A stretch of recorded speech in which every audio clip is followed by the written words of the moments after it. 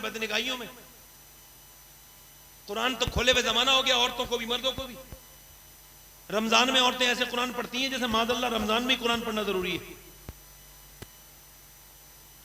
अभी किसी की फातिहा उतिया हो रही हो ना, तो औरतें अंदर से पर्चा भिजवाती हैं, ये 1.25 लाख कलमे हैं, ये 3 सूरह यासीन, ये 4 फला सूरत, और ये इतनी बार कुरान, इतनी बार दुरूद शरीफ। मैं कहा चुगली भी तो भेज देना, कितनी करी है तूने एक हफ्ते में, वो भी हाथ के हाथ पहुंचा दें। सबकी बात नहीं कर रहा हूं, चुगली करने वालों को बुरा कर रहा हूं, है ना, समझ, बुरी बात तो नहीं है। ये भी तो बता दे तूने बुराइयां कितनी की हैं टेलीफोनों पर, इसकी उसकी, इधर की उधर की। अरे वो औरतें कैसी थी उनका जिक्र कर रहा हूं मैं। अगर सहाबा की औरतें इजाजत न देती तो वो जाते। अरे झगड़े होते नहीं होते, कहां जा रहे हो, बच्चों को नहीं देख रहे, नमाज की पढ़ी है तुम्हें, है? अरे वो जो अपनी बहनों के घर नहीं जाते बीबी के डर से, वो तो मेरी तकरीर समझ लेंगे ना मैं क्या तकरीर करना चाह रहा हूं। बहनों के घर तक नहीं जाते। बीबी का गुलाम कौन होता है बताऊं? जो अपनी बीबी का कहना माने गुलाम नहीं होता। बीबी का झूठा खाए पिए गुलाम नहीं होता। जो बीबी को मना ले रूठने पर वो भी गुलाम नहीं होता। जो बीबी का ख्याल रखे, उसके मैके वालों की इज्जत करे, वो भी गुलाम नहीं होता। हाँ, जो बीबी के कहने पे अपने सगे रिश्तेदारों को छोड़ दे, पक्का गुलाम होता है। सनद देनी चाहिए उसे, सर्टिफिकेट दे दो उसे, तू ही गुलाम है पक्का। तूने अपनी बहनें छोड़ दी, माँ छोड़ दी, भाई छोड़ दिए, इसकी बीबी के कहने पर पक्का गुलाम है। तो बीबी का ख्याल रखने वाला थोड़ी गुलाम है, रिश्ते मुनक़ता करने वाला गुलाम है। सहाबाए किराम की औरतें, मेरे नबी पाक ने फरमाया, कुफ्फार कहते हैं कि रस्सियां लेके चलो, नबी को बांध के लेके आएंगे। फरमाया कौन है जो अपने बच्चों को लाए और जंग के लिए तैयार करे, भेजे। पूरा दिन तांता लग गया, कहना था हुजूर का। पूरे दिन कड़ियल जवान मदीने में आने लगे, एक से एक जवान। एक औरत अपने बेटे को लेके आ रही है, एक अपने शौहर को लेके आ रही है, एक बहन अपने भाई को लेके आ रही है, एक बेटी अपने बाप को लेके आ रही है। पूरे दिन लाइन लगी रही। मियां बहुत से बेशुमार सहाबा आए, मगर सुनो, किसी एक औरत ने भी नहीं कहा मेरे बच्चे को वापस लाइएगा, मेरे भाई को वापस लाइएगा, मेरे शौहर को वापस लाइएगा, मेरे उसका ख्याल रखिएगा। नहीं, सारी यही कहती थी, या रसूल अल्लाह, जब जंग हो तो अगली सब में खड़ा कर दीजिएगा, ताकि मेरा बच्चा शहीद हो जाए और मैं शहीद की मां कहलाऊं, शहीद की बीबी कहलाऊं, शहीद की बेटी। रो के कहती थी, या रसूल अल्लाह, हमारे बच्चों को सुने, मेरी बहनें, मेरी बेटियां, मदीने की औरतों की बातें सुने। मैं औरतों की बातें क्यों कर रहा हूं? ताकि मेरी बहनों के समझ में आए और मर्दों की गैरत जागे। तो उस जमाने की औरतें ऐसी थी भाई, पूरे दिन लाती रही। रात का वक्त है, सैयदा खंसा नाम की एक औरत इबादत कर रही है, रो रही है। खंसा को कभी विकिपीडिया में देखिएगा, बहुत बड़ी शायरा थी। वो जब कलमा पढ़ा तो कलमा पढ़ने के बाद कहने लगी, या रसूल अल्लाह सल्लल्लाहु तआला अलैहि वसल्लम, है मेरे अल्लाह के रसूल सल्लल्लाहु तआला अलैहि वसल्लम, मैं अब कलमा जबान से पढ़ती हूँ, मगर मेरे सर के हर बाल से अल्लाह की आवाज आती है। रात को वो रो रही है, सजदे में रो रही है। 2 बच्चे उठे हैं, एक 13 साल का तकरीबन, 11 साल का तकरीबन। दोनों उठ के कहते हैं, अम्मी जान क्यों रो रही हैं? अम्मी जान आप क्यों रो रही हैं? मां ने सलाम फिरने के बाद कहा, बेटे तुम्हें बताने की बात नहीं। कह लगा, नहीं अम्मी, हम आपकी आंखों में आंसू नहीं देख सकते। बच्चों ने जब आंसू पहुंचे ना तो मां और ज्यादा रोई। बच्चों तुम्हें बताने की बात नहीं, बताओ ना अम्मा, आप परेशान ना हो। कह लगी, बेटे अच्छा सुनना चाहते हो तो सुनो। बात ये, हुजूर की बारगाह में सब औरतें अपने अपने बच्चे लेके गई थी। मेरे बच्चे तो छोटे छोटे, तुम अगर बड़े होते तो मैं भी हुजूर की बारगाह में दे के आ जाती। ये कह के मां जब रोई तो बच्चे छोटी छोटी तलवारें लेके आए और हवाओं में घुमाते हुए बोले, लेके तो चल अम्मी, एक बार अपनी जानें कुर्बान कर देंगे हुजूर के नाम पर। तू लेके तो चल मेरी मां। तूने ये कैसे सोच लिया? मेरी मां तेरे दूध का हक अदा कर देंगे। मेरे नबी की है ये शान, बच्चा बच्चा है कुर्बान। बच्चा मेरे नबी की तरफ, दोनों बच्चे गए। सुबह का वक्त है, नबी ने फरमाया बड़ा बेटा, फरमाया दोनों बच्चे छोटे हैं तो बड़े बेटे ने तलवार चलाई। फरमाया ठीक है, ये बड़ा वाला चला जाएगा, मगर ये 11 साल वाला नहीं जाएगा। तो हुजूर अक़दस के गुलामों, उन बच्चों ने अपने, वो जो 11 साल का बच्चा था ना, उसने अपने पंजों के बल खड़ा हो गया, यानी उचकने लगा ऊपर को। कहा हुजूर मैं भी जा सकता हूं, मुझे देखिए अपने भाई के बराबर हूं। नबी ने फरमाया नहीं नहीं तुम छोटे हो। कहा मेरी कुश्ती करा दीजिए आप मेरे भाई से, आप उससे कुश्ती करवा दीजिए, मेरी इससे आप जोर आजमाई करवा दीजिए, इसे दंगल में उतार दीजिए। नबी ने फरमाया ठीक है। आगे बढ़ के अपने भाई के करीब जाके बोला, देख मेरे भाई, मैं जानता हूं मेरे अंदर ताकत कम है, मगर मोहब्बत तो दोनों के बराबर है ना। हुजूर से मोहब्बत मोहब्बत तो दोनों ही करते हैं। देख तू अकेला जाएगा, बड़ों का काम होता है कुर्बानी देने का। अगर तू अकेला जाएगा तो देख अम्मी को अच्छा नहीं लगेगा, दोनों भाई शहीद होंगे तो अम्मी बहुत खुश हो जाएंगी। ऐसा कर तू मुझे साथ ले चल, आज गिर जा, अगर तू गिर गया तो अल्लाह तुझे इसका बदला देगा। फिर वो छोटे छोटे हाथों से अपने भाई के हाथ पकड़ के बोला और रो के बोला, देख मैं तेरा छोटा भाई हूं, मुझे मेरे सामने आज गिर जा, अल्लाह तुझे इसका बदला देगा। इतना सुनना था। मेरे नबी पाक करीब आए, दोनों बच्चों के सर पे हाथ रखा और फरमाया, जब तक ऐसे बच्चे और ऐसी माएं दुनिया में हैं, कोई इस्लाम का बाल भी का नहीं कर सकता है।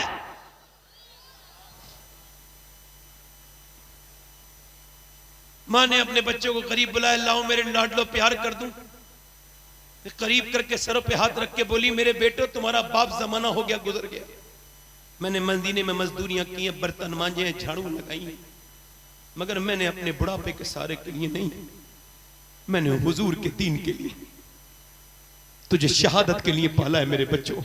बस एक ही माँ तुमसे कहती है, एक बात करना, सुनो मेरी बहनों, मेरी बेटियों, आज इस बात को अपने दिल में रख के अल्लाह करे तो अल्लाह सैयदा फातिमा ज़हरा के वसीले से मेरी बहनों के दिलों में बैठ जाए ये बात।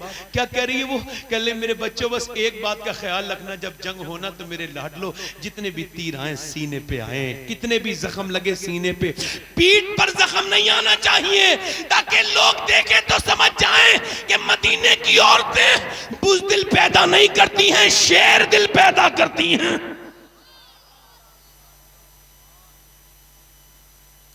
शेर दिल पैदा करती। मगर एक औरत और आ गई, उसके आने से सारे सहाबा रोने लगे। औरत आई, आके बोली, या रसूल अल्लाह मेरे बच्चे को भी ले जाएं। पर मैं, कहां है तेरा बच्चा? ये तो है मेरा बच्चा। कहां है? ये 2.5 साल का बच्चा। मैं, ये क्या करेगा जंग में? बोली, हुजूर आपकी तरफ तीर आते हैं। हुजूर ने फरमाया, आपको ढाल की जरूरत पड़ती है? हुजूर ने फरमाया, हाँ। फरमाया, बस मेरे बच्चे को आप ले लीजिए, इसे ढाल की जगह मेरे लाल को इस्तेमाल करिए। अगर 1-2 तीर मेरे बेटे ने रोक लिया तो मैं तो कामयाब हो जाऊंगी कि मेरा बच्चा मेरे हुजूर पर कुर्बान हो गया, मेरे आका पर कुर्बान हो गया। फिर बोली, हुजूर मेरे पास इसके अलावा कोई दूसरा बच्चा नहीं, मुझे आप नाउम्मीद ना करें।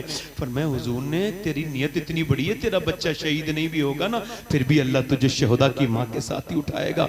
नबी मुख्तार कुल हैं, जिसको जो चाहे अता कर दे।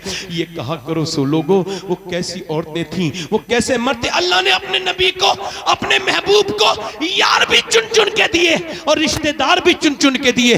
ना यारों का जवाब था, ना रिश्तेदारों का जवाब था, किसी का जवाब नहीं है। अल्लाह अकबर। एक औरत 70 साल की बूढ़ी, पूरे बाल सफेद हैं, बोली, हुजूर मैं भी जाऊंगी जंग में। तू क्या करेगी? कहने लगी, जख्मियों को पानी पिलाऊंगा, मरहम पट्टी करूंगी। हुजूर ने फरमाया, ठीक है। आजकल की कुछ बुढ़ियां, सबकी बात नहीं कर रहा हूं, मगर वो बदबख्त मनहूस किस्म की बुढ़ियां जो बूढ़ी हो गई, पैर उनके लटके हुए मगर बहुओं को परेशान कर रही हैं, उन बदतमीज बुढ़ियों का ना तौबा कर लो। मरने वाली हो, मियाँ बीवी जरा मोहब्बत से बात कर लें तो फिर पेट में दर्द है, फिर कोई सूरत लगाएगी, कोई जुगाड़ झूठ वूठ बोल के किसी तरह से झगड़ा कराएगी। हुजूर फरमाते, जो मियाँ बीवी में झगड़ा कराए उस पर लानत है, चाहे वो माँ हो, बहन हो, भाई हो, कोई भी। जो मियाँ बीवी में झगड़ा करे।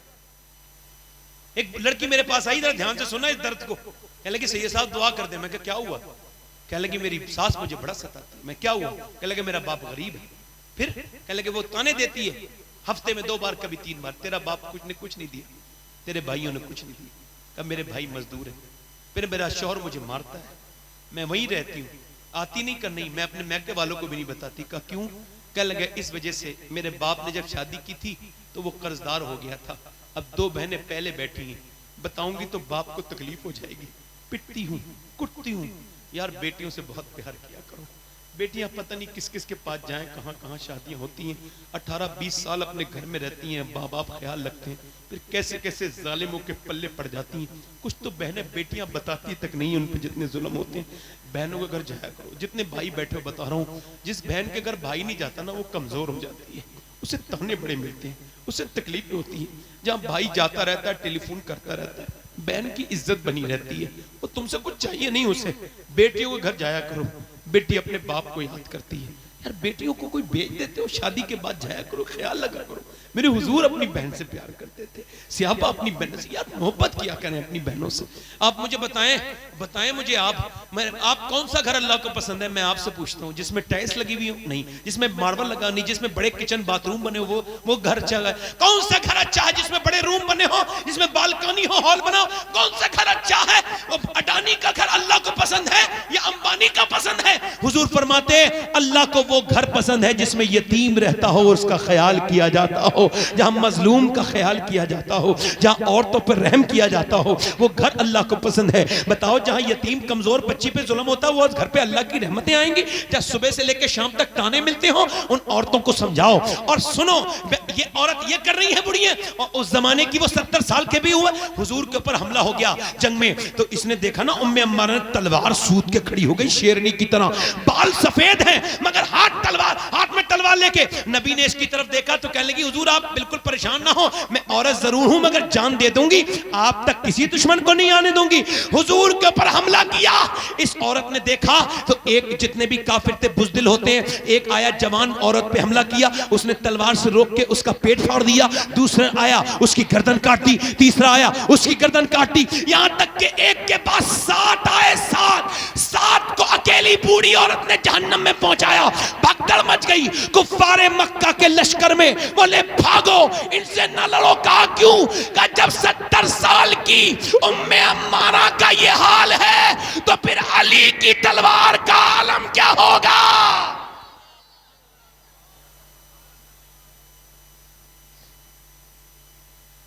एक औरत नमाज पढ़ रही है मदीने में, सुनो मेरी बहनों मेरी बेटियों को सुना देना, ये बात पहुंचा देना, अलग से ये बात मेरे घर में पहुंचाओ बेटियों। क्या समझती हो तुम? तुम्हें इज्जत हुजूर ने नहीं दी? कहती हैं हमें आजादी चाहिए, कपड़े पहनने की आजादी। अच्छा, हमें चाहिए आजादी, घूमने फिरने की आजादी। और घूमने फिरने को कौन मना करता है? मगर पर्दे में घूमो फिरो कौन मना करता है?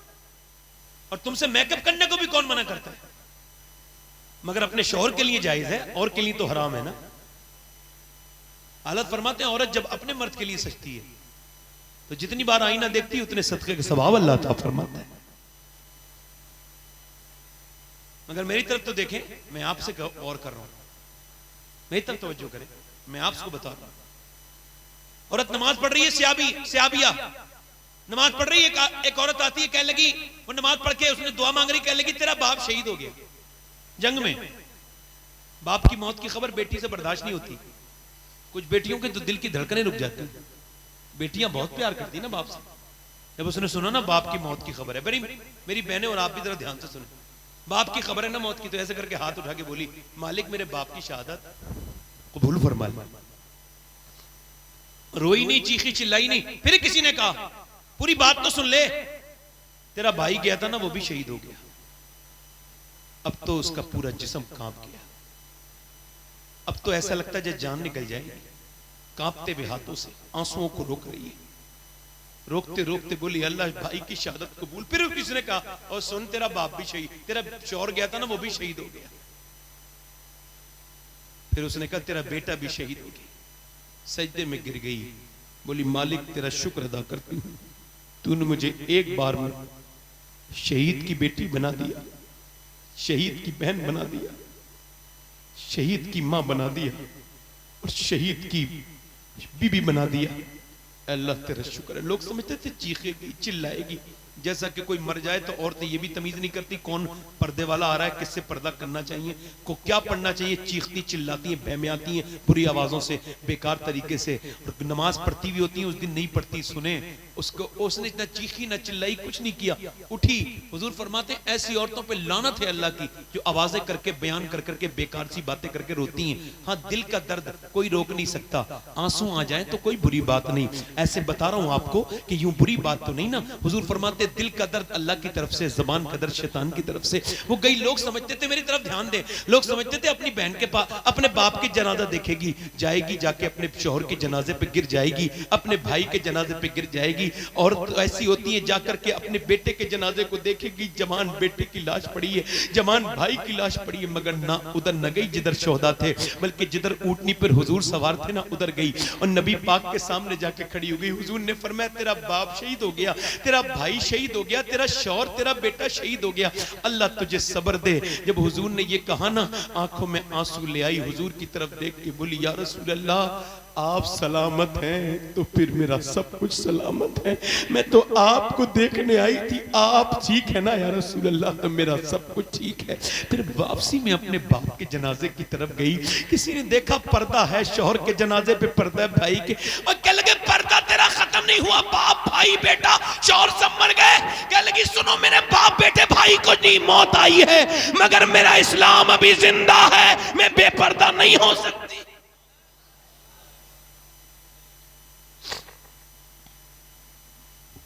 जवाब देंगी बेटियां मेरी? मैं पूछता हूं, किसने आजाद किया है औरत को? ये अंग्रेजों ने आजाद किया। अंग्रेज कहते हैं, हमने बरतानिया के लोग कहते हैं हमने 1950 में कहा था औरत को मर्द के बराबर लाओ का, फिर हर ऑफिस में औरत चली गई, फ्लाइट में जो प्लेन उड़ाने लगी औरतें, मगर फिर बोले कि नुकसान ये हुआ कि फिर माएं बहनें खत्म हो गई। अच्छा मैं आपसे पूछता हूं, कौन सी आजादी है? एयर होस्टेस होती है फ्लाइट के अंदर, एक खाना देने वाली, पानी देने वाली, उसे कोई भी कुछ भी कहता है यहाँ आओ, आ जाती है। उसे नए कपड़े पहनने पड़ते हैं हर ट्रिप पर, एक बार एक तरफ से जाना, यानी आएगा फ्लाइट वापस लौट के तो वो सामला नहीं होगा, दूसरा होगा। अब ये जा रही है, अब जाएगी तो कपड़े से बिल्कुल भड़काऊ पहनने हैं, बेकार आधे कपड़े, और कितना भी बुरा मूड हो मेकअप करना ही करना है, मेकअप करना है। अब वो बदतमीज कर रहा, लाओ पानी लाओ, बदतमीजी कर रहे हैं, बर्दाश्त भी करना है, उसी के पैसे ले रही है। अच्छा ऑफिस में बिठा देते हैं काउंटर पे, बिक्री कोई और करता है, औरत को बिठा देते हैं। बोलो बिठाते हैं नहीं बिठाते हैं? आपको पता नहीं, बच्चे हैं लोग, उन्हें पता नहीं क्यों बिठाते हैं। अरे क्यों बिठाते हैं? एजेंसियों में औरतों को बिठाते हैं, लड़कियों को मेकअप करा के, सबको पता नहीं है, वो उसका फायदा उठाते हैं, औरत जात का फायदा उठाते हैं। मुझे बताओ, वो औरत जिसका दिल नहीं चाहता है मेकअप करना पड़ रहा है, दिल नहीं चाह रहा है कपड़े पहनने पड़ रहे हैं, दिल नहीं चाह रहा है फ्लाइट में जाना पड़ रहा है, दिल नहीं चाह रहा है किसी बदतमीज की बातें बर्दाश्त करना पड़ रही है, वो आजाद है? या जो घर में बैठी है, शौहर आया आके बोला लाओ मुझे खाना दो, कह लगी आज मैंने खाना बनाया नहीं, जाओ होटल पे ले आओ, या फिर बच्चा कह रहा है ये बना दो, मैं नहीं बनाऊंगा, चल मैं नहीं बनाऊंगी, चल चली जाए, चला जाए यहाँ से, कल मैं बना दूंगी। मुझे बताओ, वो जो अपनी मर्जी से सो रही है, अपनी मर्जी से जाग रही है, वो आजाद है? या वो आजाद है जो ना अपनी मर्जी से सो रही है ना जाग रही है, जो चाहे वो खा, जो वो दूसरों की मर्जी पर मुनहसर है? बताओ कौन आजाद है? जिसे अंग्रेज ने आजाद किया वो आजाद है, या जिसे मेरे नबी ने आजाद किया वो आजाद है? बोलो कौन आजाद है? बोलो। आखिरी बातें कर रहा हूं, मुझे जल्दी से निकलना है एकदम भाई, मुझे जरा जल्दी निकलने देना भाई, टाइम हो गया ज्यादा। दिल लग रहा है कि नहीं लग रहा है? लग रहा है भाई? हाँ तो सुनो, आज लड़कियां, आपको पता है कभी सोचोगे तो नींद नहीं आएगी, मुझे कभी कभी नहीं आती है, बता रहा हूं। 2014 से लेके अब तक लाखों लड़कियां, कई लाख लड़कियां इस्लाम छोड़ चुकी हैं, गैर मुस्लिमों के घरों में। बचपन में उनके माँ बाप ने स्कूल भेज दिया, कॉलेजों में जाके शर्म हया खत्म हो गई, बचा ही नहीं कुछ। 24 साल की लड़की को, 24 साल की लड़की को इधर देखें, 24 साल की लड़की को 25 साल की लड़की तक पढ़ाना, उसके किरदार का इम्तिहान लेना है, तालीम दिलानी नहीं। सब समझदार लोग बैठे हैं, कोई बेवकूफ तो नहीं बैठा। कौन सी तालीम? सर पे दुपट्टे नहीं है बेटियों के। अरे यार तुम औरतों के लिए तो अल्लाह ने निजाम ही अलग बना दिया। सुने मेरी बहनें, सुने, देखे मैं बताता हूं, अल्लाह ने नमाज अलग कर दी, कितना करीब है। और मर्द नमाज पढ़े तो यहां तक हाथ लाए, अल्लाह लाए ना लाए, यहां तक हाथ लाए, और औरत नमाज पढ़े तो बस यहां तक। मर्द नमाज पढ़े यहां तक, औरत नमाज पढ़े यहां तक, मर्द यहां तक हाथ लाए, औरत सिर्फ यहां तक। क्यों? तो इसका अल्लाह नहीं चाहता इसकी बेपर्दगी हो। अल्लाह फरमाता तेरे बदन की बनावट अलग है और मर्द की अलग है। तेरा रब नहीं चाहता कि तू नमाज पढ़ते में भी बेपर्दा हो। इशारे में समझिए, ये जो फिटिंग के कपड़े पहनती है, ये क्या जवाब देंगी क़यामत के दिन? हाँ, ये कुछ दिनों तक जिस्म को दिखा सकती है ना, कुछ दिनों के बाद तो बुढ़ापा आ जाएगा, फिर कब्र में नहीं जाएंगे, गुनाह तो बाकी रह जाएगा। यार सफा मरवा पे सब दौड़ेंगे, औरतों को दौड़ना मना हज में जाकर। क्यों? क्योंकि औरत दौड़ेगी तो उसकी जीनत जाहिर हो जाएगी। वो समझे तो मेरी बात को, जरा ध्यान तो दे मेरी बात पर मेरी बेटियां, और आप भी जरा ध्यान। हुजूर की बेटी है, इन्हीं बेटी की बेटी सैयदा ज़ैनब, सुभान अल्लाह, कुरान पढ़ रही है, उम्र 6 साल की है, सर पे से दुपट्टा गिर गया तो सैयदा फातिमा ने ऐसे दुपट्टा रख दिया। कहा बेटी ज़ैनब, तो कहा आपने अम्मी मेरे सर पे दुपट्टा क्यों रखा? 6 साल की बच्ची पे पर्दा तो फर्ज नहीं, क्यों रखा? तो सैयदा फातिमा कहने लगी, और ज़ैनब नाना नाराज हो जाते हैं जो बच्ची सर पे दुपट्टा नहीं रखती। सैयदा ज़ैनब रोई और रोई और रोई। सैयदा फातिमा ने चुप जा ना ज़ैनब, कहा नहीं नहीं, और चुप जा ज़ैनब, अब तो दुपट्टा रख लिया ना। तो सीने चुपट गई, आके अम्मी जान नाना से कह देना मुझे इस बार माफ कर दें, अगली बार ज़ैनब गर्दन तो कटा देगी मगर सर पे से दुपट्टा अली की बेटी नहीं हटाएगी। करबला के मैदान में क्या हुआ इधर तो देखें। सर पे से जब ये काफिला जाने लगा ना, मैंने तो करबला को बहुत कुछ समझा है, आप मुझसे क्या समझेंगे करबला को। मैंने एक दिन करबला को ऐसे समझा कि इधर सूरज डूब रहा है, उधर लाशें नेज़े पर चढ़े हुए, मेरी बहनें सुन लें, अल्लाह करे समझ में आ जाए, उधर लाशें नेज़े पर चढ़ी हुई हैं और सर नेज़े पे चढ़े हैं और जिस्मों पे बच्चों के और वहां के अहले बैत के सारे बच्चे बिखरे हुए फूल हैं अली के घर के, और उधर सूरज डूबा। सैयदा ज़ैनब बोली नमाज के लिए खड़ी हो जाओ। अच्छा नमाज के लिए वुजू की तैयारी करो, वुजू तो है ही नहीं, पानी तो है ही नहीं, पीने तक का नहीं, खैमे जला दिए गए, सबकी लाशें पड़ी हैं सामने। कह लगे नहीं, तयम्मुम कर लिया, सजदे में चली गई। अली की बेटी ज़ैनब सजदे में, अली की घर की बहू उम्मे रुबाब शहर बानो सजदे में, सैयदा कुलसूम सजदे में, सैयदा सकीना इमाम हुसैन की छोटी सी बच्ची सजदे में। अल्लाह अकबर। ज़ैनुल आबिदीन मेरे दिल पे हाथ रख के बताओ, उधर घोड़े दौड़ रहे हैं यजीदियों के लाशों पर और हड्डियों के टूटने की आवाजें आ रही हैं, अली के घर के बच्चों की हड्डियां तोड़ रहे हैं घोड़े, इधर बेटियां सजदे में गिरी हुई हैं, 3 दिन 4 दिन की भूखी प्यासी जिनके शौरों के नेज़े पर सर चढ़े हो वो नमाज में बैठी हूँ। हमें शर्म नहीं आनी चाहिए मेरी बहनों को और हमें कि हम ऐसे नमाज नहीं पढ़ते। ये कहती नमाज, अरे सुनो तो ज़ैनब ने ऐसी नमाज पढ़ी है कि फरिश्ते हैरत करते थे, ऐसा भी कोई नमाज पढ़ सकता है? ऐसे हालात में नमाज नियत से पढ़ी जाती है, नमाज नियत से पढ़ी जाती है, नमाज इरादे से पढ़ी जाती है। ओए सुनो तो सैयदा ज़ैनब के सर पे दुपट्टा खींचा जब ना एक यजीदी ने, तो आपने अपने नाना की तरफ मुंह करके रो के बोली नाना माफ कर देना, मेरे बच्चों की लाशों पर घोड़े दौड़े में बेपर्दा नहीं हुई, मेरे भाई की लाश नेज़े पे चढ़ी मगर अब मेरा सर से दुपट्टे छीन लिया, मैं क्या करूं, नाना माफ। फिर अपने बाप अली की तरफ मुंह करके बोली मैं वही हूं, मैं बाबा अली मैं वही ज़ैनब हूं जिसके जो चलती थी मदीने में तो आप कहते थे हसन हुसैन मेरी ज़ैनब के पांव के निशान मिटाते हुए जाओ। मैं नहीं चाहता कि मेरी बेटी के पांव के निशान भी कोई देखे। आज तो ज़ैनब के सर पे से दुपट्टा छीन लिया गया है बाबा, और कैसे मुंह ढका है, बालों से कैसे ढका, और घोड़ी की ऊँटनी पर बैठ के कितना लंबा सफर किया ज़ैनब ने, 4,500 किलोमीटर। इमाम ज़ैनुल आबिदीन कहते हैं मगर कभी मेरी फूफी ज़ैनब की नमाज कज़ा नहीं हुई, तहज्जुद तक की नमाज पढ़ती थी।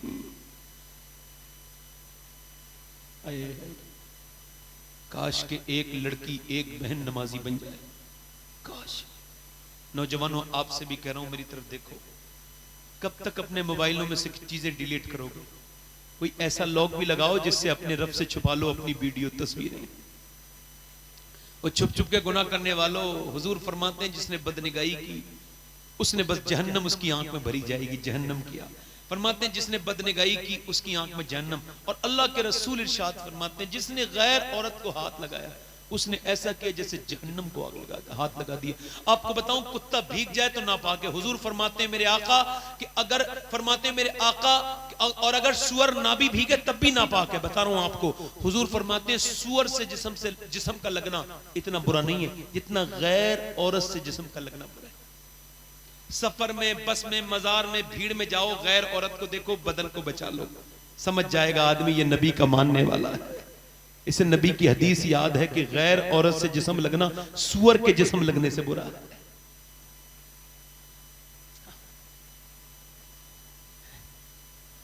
नौजवानों तौबा कर लो अपने रब से। मैंने अपने इन हाथों से 18-18 साल के जवानों को कब्र में उतारा है। मैंने पिन्नियों में भेजे उठा के लाया हूं जवानों के, पिन्नियों में। वो जो कहते थे तौबा कर लेंगे, उन्हें फिर मौका अल्लाह तो देख रहे हैं ना, ध्यान रखना इस बात का। तो वो जो है कि नहीं, मैं बात कहां से कर रहा हूं? वो जो गीत तुमने सुना नहीं, मेरी उम्र भर का रियाज था। वो जो गीत तुमने सुना नहीं, मेरी उम्र भर का रियाज था। याद रखो, कितना भी कर लो, ये माँ बाप तो क्या करेंगे, ये तो बच्चे क्या करेंगे, सब दफन कर देंगे ले जाके। जाओ भाई, मैंने अपने सामने अपने बाप को दफन होते देखा। मैंने 1 साल के बच्चे से, 1 दिन के बच्चे से लेके और 80 साल के बूढ़े तक को कब्र में उतारा मैंने। मैं गुस्ल भी देता हूं, गस्साल भी हूं, और कब्र में भी उतारता हूं, मौका मिल जाता है। क्यों? तो मैं कब्र में जब जाता हूं तो कहता हूं आज फिर निकल आया तू, वापस मुर्दे को रख के, मगर एक दिन तू मुर्दा होगा और तुझे दूसरे रख के निकल आएंगे, डाल देंगे तेरे ऊपर। हुजूर फरमाते हैं मेरे आका, मुझे डर है तुम अपने मुर्दे दफन करना बंद कर दोगे, मुझे डर ना होता कि तुम मुर्दे दफन करना बंद। 3 बार फरमाया, फिर मैं तुमसे कहता, मैं बताता कि कब्र कितनी खतरनाक चीज है, तन्हाई में रहना पड़ेगा। मूसा की कौम पे बारिश नहीं हो रही थी, लोगों ने कहा दुआ कर दे मूसा, जानवर मरने लगे, बारिश नहीं हो रही। मूसा बोले चलो पहाड़ पर, आखिरी बात है, जाके बोले मूसा अल्लाह बारिश कर दे। अल्लाह ने फरमाया मैं नहीं करूंगा बारिश। एक बंदा ऐसा है जिसने 40 साल से तौबा नहीं की, लगातार छुप छुप के गुनाह करता है। मूसा ने कहा निकल, कौन है भाई वो, निकले जल्दी। अच्छा, चोर को पता होता है मैं ही चोर हूं, अब उसका ही दिल धड़क गया, मालिक माफ कर दे। मूसा ने कहा निकलता है कि नहीं निकलता है, तेरी वजह से बारिश नहीं हो रही, जल्दी निकल। नहीं निकला। मूसा ने कहा निकलता है या बता, फिर तेरा नाम खोल दूं। तो फिर हल्के हल्के रोया, आवाज बुलंद नहीं होने दी, किसी को पता ना चल जाए मैं क्यों रो रहा हूं। हुजूम गम में भी तौहीन ज़ब्त गम न हुई, हम इस एहतियात से रोए कि आंख नम न हुई। रो के बोला मालिक माफ कर दे। मूसा बोले नाम बता दूंगा ना, जल्दी निकल जा। नीचे से कहने लगा मालिक नीचे उतरूंगा ना पहाड़ के, सारे देख लेंगे, बिल्कुल रुस्वा हो जाऊंगा, किसी लायक नहीं रहूंगा, मेरे गुनाह न खोल, मुझे माफ कर दे। मैं मानता हूं मैंने रात में दिन में बड़ी नाफरमानियां की है मेरे मालिक, मैं मानता हूं मैं किसी लायक नहीं हूं, दुनिया का सबसे जलील इंसान मैं हूं, मगर मेरे मालिक मेरे जैसा गुनहगार नहीं तो तेरे जैसा करीम भी तो कोई नहीं है। देख आज माफ कर दे, सच्ची तौबा करता हूं, आज के बाद गुनाह नहीं करूंगा। ऐसा रोया, ऐसा कोई बंदा तेरे दर पे जो आंसू रोल देता है मेरे मौला, दरे तौबा तू उस पर खोल देता है। इतना रोया कि उसके आंसुओं के साथ बारिश भी नीचे को गिरी, और ऐसी बारिश हुई सारे चले गए, भीगते हुए मूसा नहीं गए, कहने लगे मालिक बारिश। अल्लाह ने फरमाया हाँ मूसा, जिसने पहले तौबा नहीं की थी ना, अब उसने तौबा कर ली है, पहले उसकी वजह से बारिश नहीं हो रही थी, अब उसी की वजह से बारिश हो रही है। मूसा बोले मालिक तो उसका नाम तो बता दे। अल्लाह ने फरमाया मूसा जब वो गुनहगार था तब नाम नहीं बताया, अब तो उसने तौबा कर ली है, अब क्या नाम बताऊंगा। अल्लाह रुसवाई से बचाए, बोलो आमीन। तो तौबा करने का दिल करता है कि नहीं करता है? बोलो, हाथ उठा के बताओ कितने हुजूर के नाम पे गर्दन कटा देंगे। दोनों हाथ उठा के बताएं, पूरे मजमे में दोनों हाथ उठा के बताएं। दोनों एक दूसरे की तरफ ना देखें, याद रखें मरना तो एक दिन है ही। एक दूसरे की तरफ ना देखें, जो गर्दन कटा सकता है कुछ भी कर सकता है, हाथ नीचे कर लें।